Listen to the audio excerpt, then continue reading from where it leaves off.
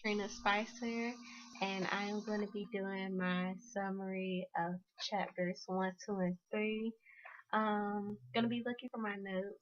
I jotted down a few important key points, and then I'll elaborate on the points that I mentioned. First of all, I would like to discuss communication competence.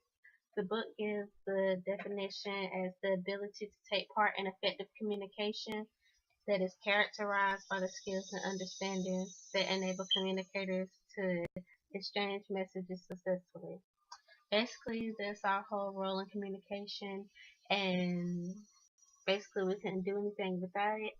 Communication plays an essential part in our world today, and you really can't do anything without communication. Also, chapter 1 describes how you never really know whether or not you're communicating, whether it be your cell phone, computer, internet, um, iPad, tablet of that nature, MP3 player, iPod, video games. Like, you never really notice that you're communicating, but in this world, you're always communicating. It's impossible not to do it. Um, I like the fact that the book describes communication as a process because it never has a beginning and end, which is true depending on the two people or more than two people that are conversing.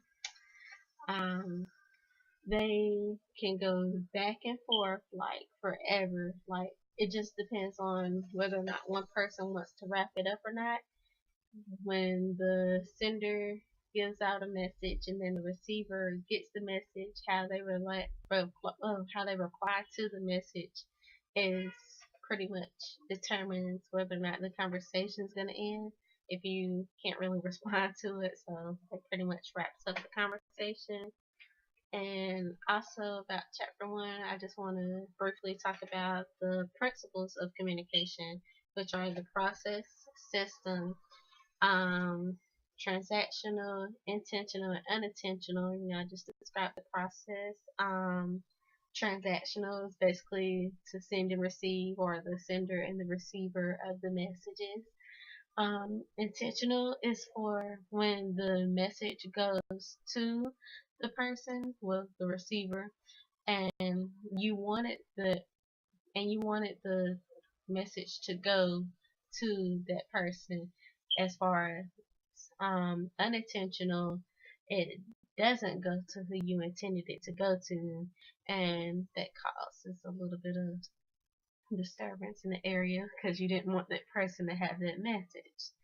And that's pretty much my chapter 1 summary. Chapter 2, I like how it describes that speech and communication is based off of perception.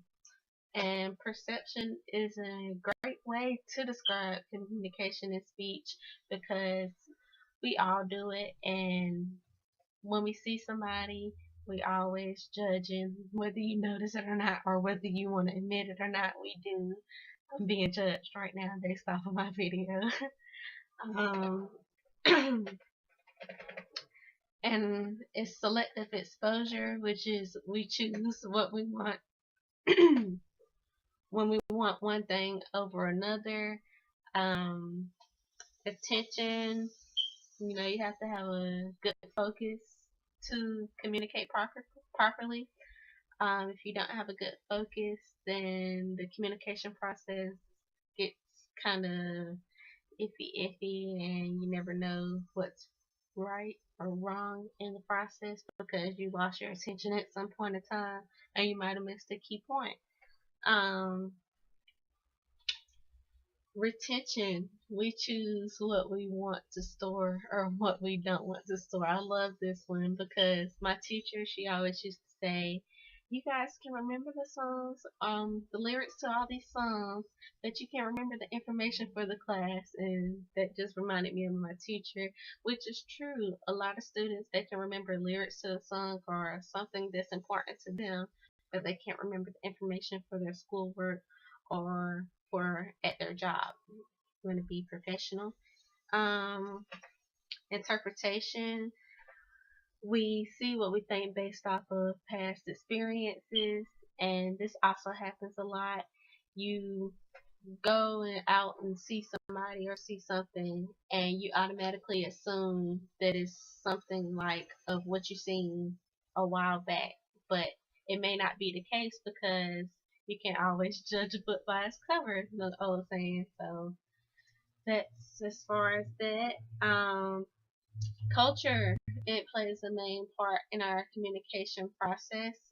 Culture, two people from two different cultures can assume two different things. So before communicating or saying something that's right or wrong, you should find out the facts about one another's culture, because one thing could be right to one culture and another thing could be a disgrace. So you can't always just be one-sided when it comes to culture, because different things apply to different people from different backgrounds.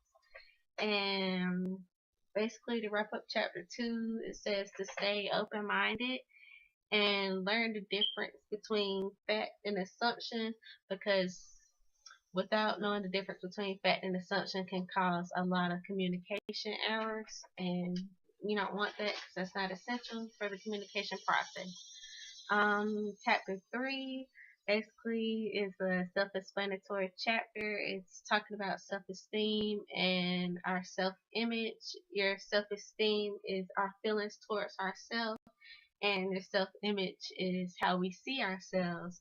And that is really important for the communication process, because you need to know how you feel about yourself and what others might, well, how you think others might see you, or how they feel about you, because what you feel about yourself is what you might think others might think of you.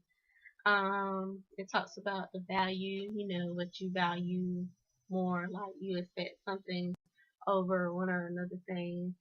And attitude and belief, it distinguishes the two by saying that the attitude is whether you feel something is good or bad, and the belief is whether you feel something is true or false. I was glad they gave the little difference between those two, because I felt that they were kind of similar.